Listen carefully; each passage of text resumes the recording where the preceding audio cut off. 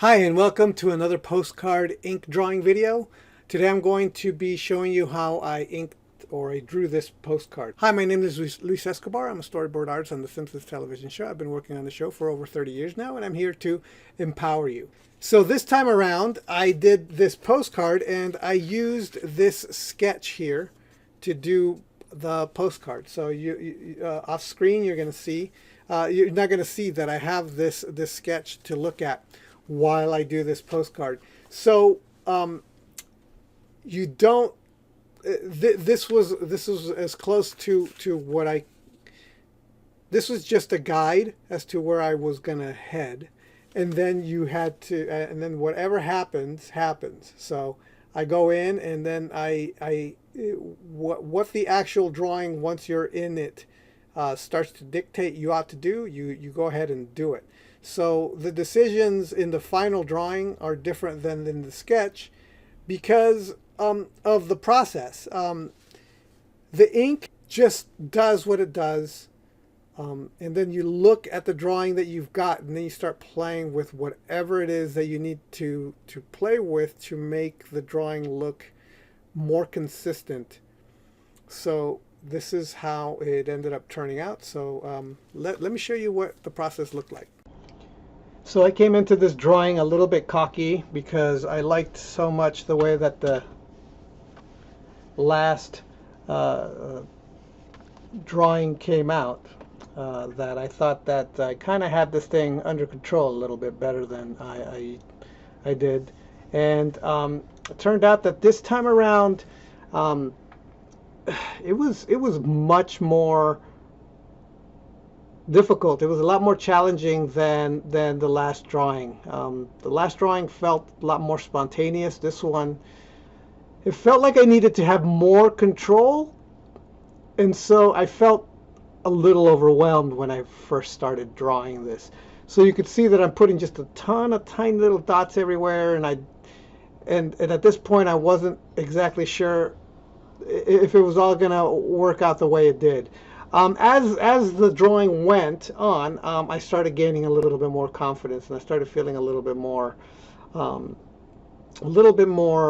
calm about it. But it's still this process is much more harrowing. It's a lot more off the cuff. It's a little bit more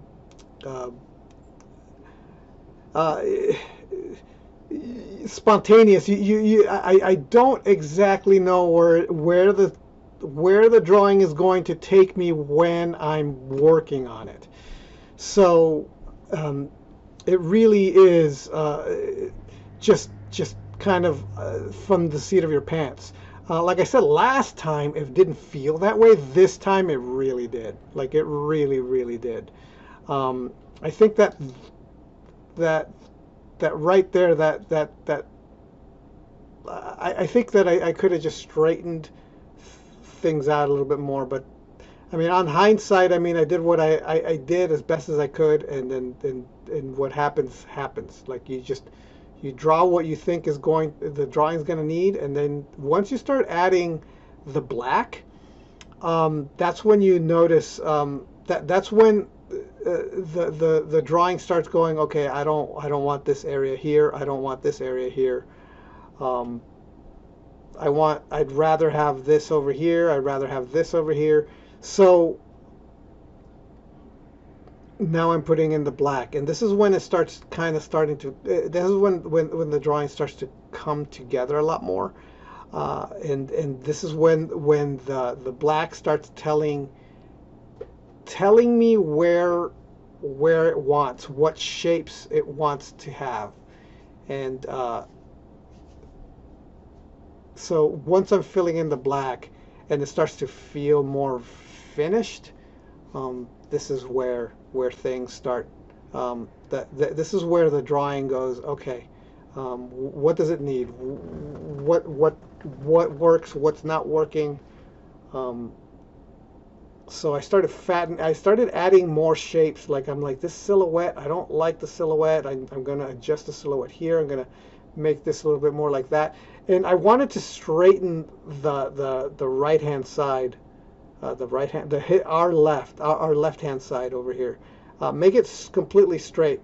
And I think that had I done that from the start, I wouldn't have had to fill out so much more of the left-hand side of the drawing.